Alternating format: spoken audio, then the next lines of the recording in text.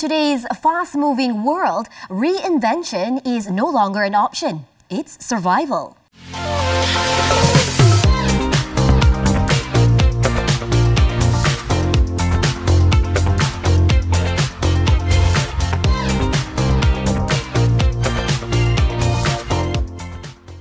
Hello everyone, I'm Nadia, Azmi, and you're watching another episode of Women Talk, where we speak from the heart all the time. And sometimes, yes, we laugh together, cry together sometimes, but everything is real. That's how we do it here at Women Talk. Well, today we'll talk about two elements in particular. One is about grace, which is the quiet strength to evolve with intention.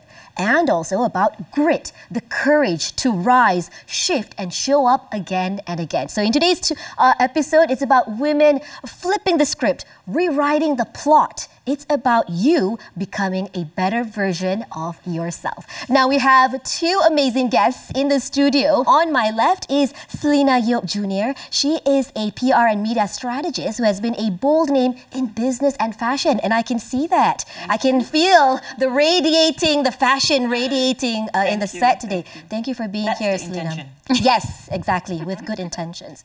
And to her left is no other than Jacqueline Victor, an all-around powerhouse singer who has been inspiring many generations. You've been singing for a long time. And I think it's not too late to say congratulations as well on getting married.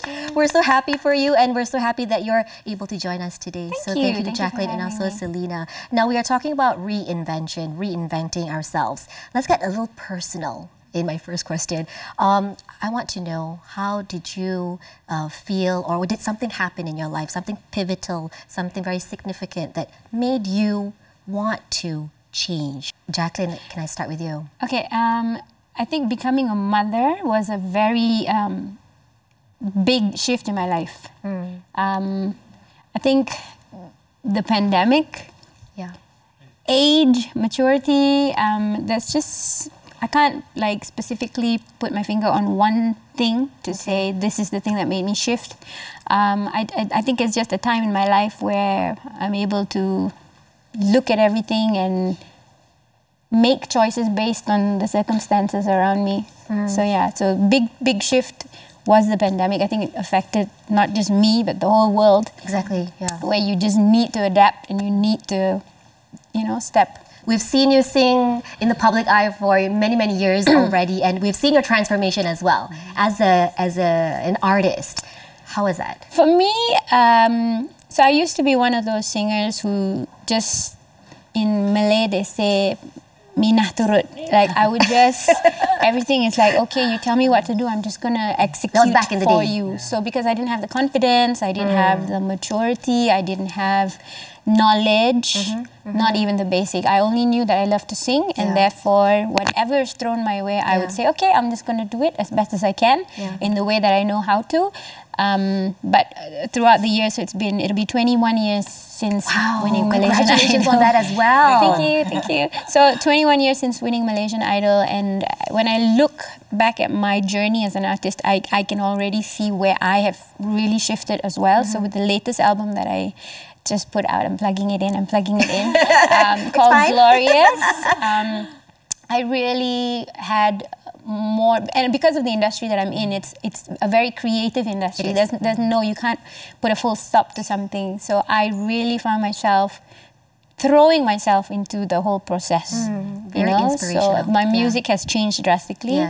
But that's me. I don't like to just sit in a spot where, I think it's good, so I'm just going to leave it now. I think you, as a person, you need to be ever evolving, you need to change, you need to move with the times. Exactly. But most importantly, I think in doing all of this, you shouldn't lose who you are as an artist. So if Jacqueline Victor is someone who's, people whenever people say Jacqueline Victor, the microphone has to be over their head. So if that's the trademark, or if that's the identity, then even though my music changes with the times, who I am, the essence of Jacqueline Victor shouldn't change. I should still be singing that same way. Yes, Selena, previously or earlier just now. Now, Selena, you're known as a chameleon in heels. You've pivoted and done so many things in so many industries. You've worn many hats.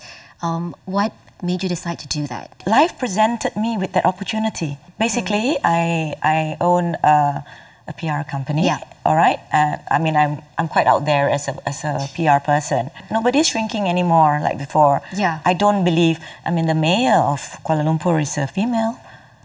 So the topic. I mean, the issue of whether men are far ahead than women. Yeah. I think we are in Malaysia where we are concerned. I feel that we have come to kind of a parity. We need each other, that's for sure. Yes. We need to work hand in hand and to strive and to achieve success together. Definitely, they are our allies. So it's very inspirational talking to the both of you so far, very motivational as well. So we'll be right back. Stay tuned.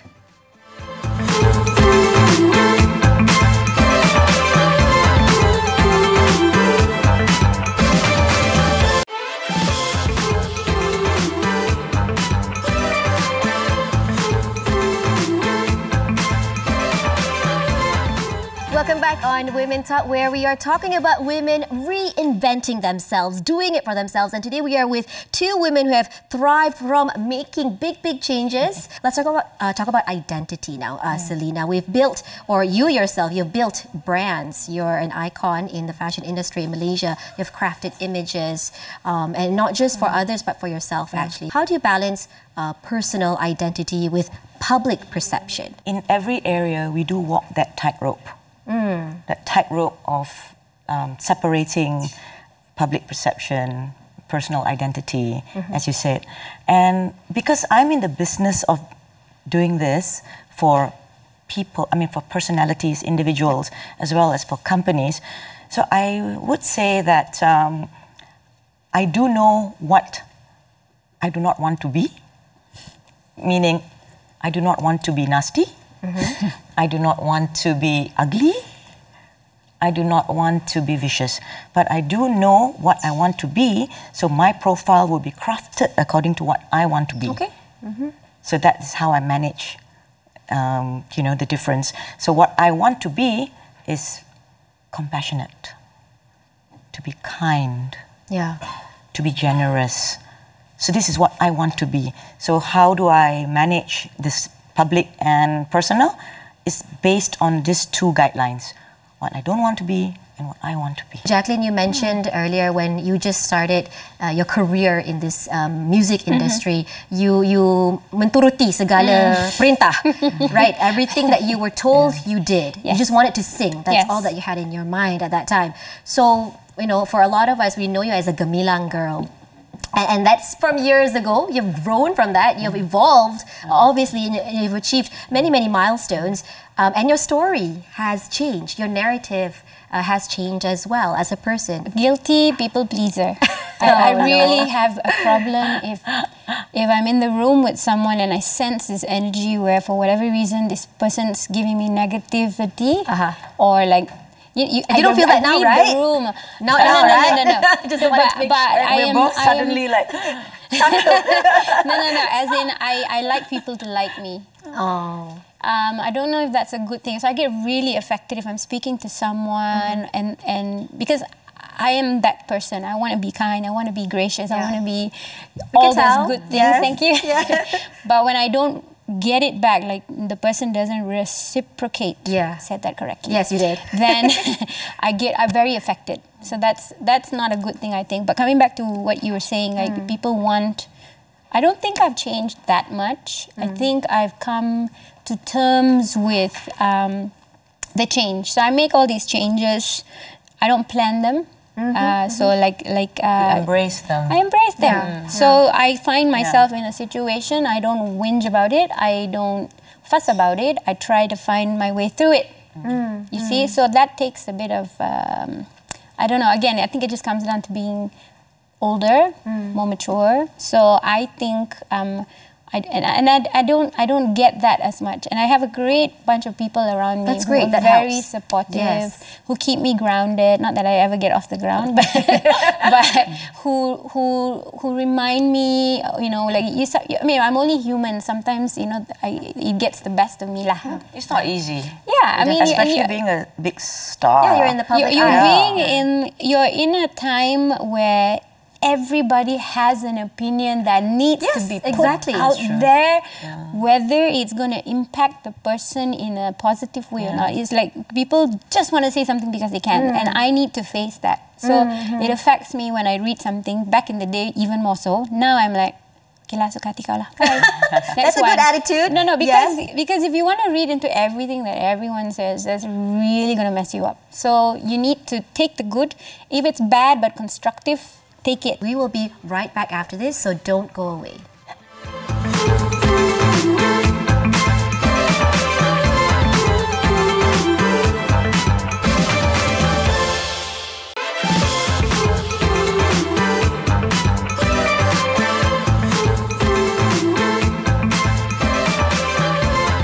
Welcome back. You're still watching Women Talk with me, Nadia, and we are talking about reinventing ourselves as women. We were talking about how change can also change us as a person. So my question to our guests, Jacqueline and Selena, was whether the change or the transformation that you had to go through in life, has that made you a softer person? Or has that made you a tougher cookie in life? Selena, how has that been? Well, in this journey of my life, I think I have definitely sharpened, and not sharpened in a bad way, sharpened in the sense that I'm able to use my wisdom, as Jacqueline said. Yes, she's very wise. I'm able to use my wisdom to determine what I can delegate to others and what I need to do on my own. Because I'm in the business of managing brands, personalities. Yes. So I can have 100 staff, but whether I can delegate everything to everyone, that's the wisdom I draw upon, and that's what I mean by how my journey has sharpened my insights. So you become more efficient, more systematic in life. No, more intuitive. More intuitive. Oh, definitely. That's an element that we want as well. Yeah. Jacqueline, what about you? How has it changed you? I think it's a bit of both, sharpened and softened. But I don't take nonsense anymore. So if I had the patience for it before, I don't have it now. Because I can already read the room, I'm reading this person or the situation, I'm thinking, okay, this is nonsense. So I wouldn't put up with it. So, but yeah, I think change is a good thing. And for me, when I find myself in this situation, it's not something that I need to think about so much. Like I say, you just adapt quickly, be fluid, and just go there and make something of this position that you're in right now, as opposed to, I don't know what that's called. I just adapt really quickly. I don't have to think about it. Surrendering to higher powers. That definitely, amen. Yes. You're just focusing and prioritizing on what's important. The true things that you need to cherish in life, that's what you keep close to you. And other than that, it's just noise. It's just ancillary noise that you don't need to take attention to. Now, both of you, Selena and Jacqueline, both of you are very matured women. Not old, but matured. And very experienced, very seasoned in what you do. Word. And we embrace it, exactly. But do you think that reinventing needs to stop at one point? Oh, absolutely not. I mean, even if you read old scriptures, right? Whether it's Hindu or Buddhist or whatever scriptures, they always point to the fact that even as human beings, we are constantly evolving, and the evolution of being a human is not yet complete. So why should we as women ever stop just because of our gender? I totally agree. Totally agree. You never stop learning in life. You never stop. You just evolve. I think the word evolve is key. And I think about when we talk about transformation, reinventing, sometimes people think, okay, that we imagine about bold and fearless acts when it comes to reinventing ourselves. But actually, it comes from something more tender. Sometimes that transformation is because it's about healing. Oh, very true. So, as you know, that the true challenge in my life was when I discovered I was diagnosed as having cancer. All right. So what happened was everybody knows me to be filling up every millisecond of my day with things to do. I love it. It's, and I work like clockwork, right? So when I got diagnosed, I realized, oh my God, the life that I have built around me has to stop.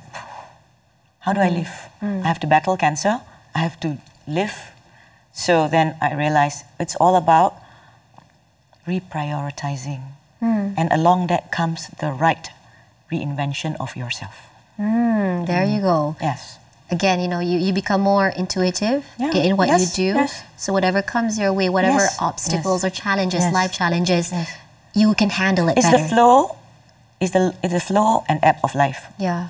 Has it been about healing for yourself as well, Jacqueline? Yes, so I've had a couple of things that have happened in my life that really affected me, that really disappointed me, or that really hurt me. Because it's a matter of trust, it's a matter of friendship. So when things like that go down the drain, it's very sad. So for a while, if in this one case I found myself like in total disbelief that someone could do this to me, or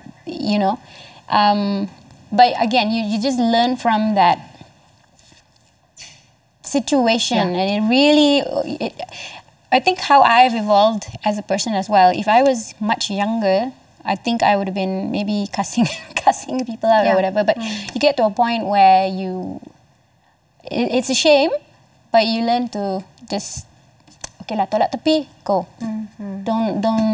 Don't dwell on it as much. Yeah. But this one instance, I was very upset because it was a very long relationship, a very, very long relationship that the way it went down didn't go down well, and I was totally shattered with it. Changed you, how you interact, maybe socialize with people. You have now maybe better judgment when it comes to choosing your friends and acquaintances. I don't like this thing where I like to give people the benefit. I like to trust you until you actually give me a reason not to trust you.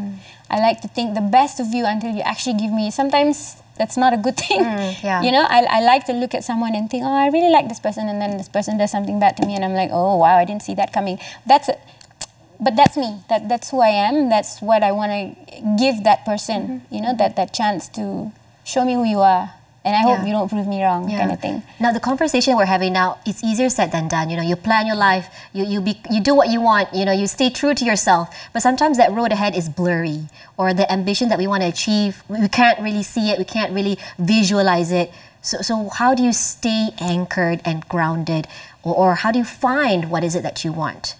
Oh, well, for me, as long as I believe that everything unfolds the way it should be, and I cannot control everything, I'm already a control freak. How much but you have to accept that. How much cannot control everything. Yeah, you can't control everything. So if you come to accept that and understand that you yourself are work in progress, then you'll be fine. That's it. What Simple. about you, Jack? I also think that if it's meant for you, it's going to come to you. If it's not meant for you, but what keeps me grounded is God, faith. And my whole life has been a long story of, we started off being extremely, I want to say poor lah. Everything that you cook, from food to, we only had my grandmother's house to live in, kind of thing. There was no money. So growing up was tough. But through every circumstance of my life, I feel like God has seen me through it. God has seen me through it. God has steered me in the direction that I need to go. So faith is very, very important to me. When I got diagnosed, the first thing I had to surrender was the high expectation of myself. Sometimes we're too hard on I was ourselves. too hard on myself. I wanted to constantly be a high achiever, high performer, and fulfill everyone's expectation of me. So when I got diagnosed, that was the first thing I surrendered. My self-image. Because you have to accept the fact that I cannot perform. Things are going to change. I don't know if I was going to live, I was going to die. And how I look will also change. How I look, I'm not going to lose my hair. So how, So that's the first thing you surrender is your high self-impression. And because of all those sacrifices, look where you are today. You look amazing, by the way. I mean, both of you. Thank you. But really, exactly, an inspiration to us all. Jacqueline, what is your last words to our viewers out there, whether they're women and men together, whatever age they are, especially those who look up to you? Do not be afraid of, if there is a small little piece of your heart that says there's something that you want to achieve, whether you want to rebrand yourself, or if you're a stay-at-home mom and you think, you know what, I've given up so much, I've sacrificed my whole career, my life for my kids or whatever, you know, take that step if you can, obviously, to, you know, don't be afraid. Don't be afraid of reinventing yourself. Don't be afraid of rebranding yourself. Don't be afraid to take that step for something that you want. You know? Excellent. Selena? We were talking about tight ropes just now. Yes. So my advice is walk that tightrope, because sometimes it's the only way to go forward. Yes.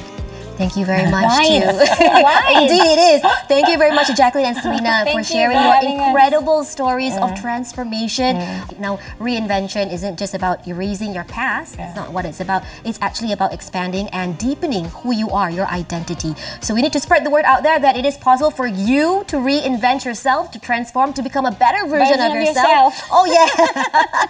Thank you again to Jacqueline and Selena. Yes, it's been a great pleasure. To our loyal viewers, don't forget to follow us on social media at Women Talk TV3 and TV3 Malaysia. Like, comment, and engage with us. With that, I'm Nadia Azmi. We'll see you in the next episode. Take care, everyone. Bye-bye.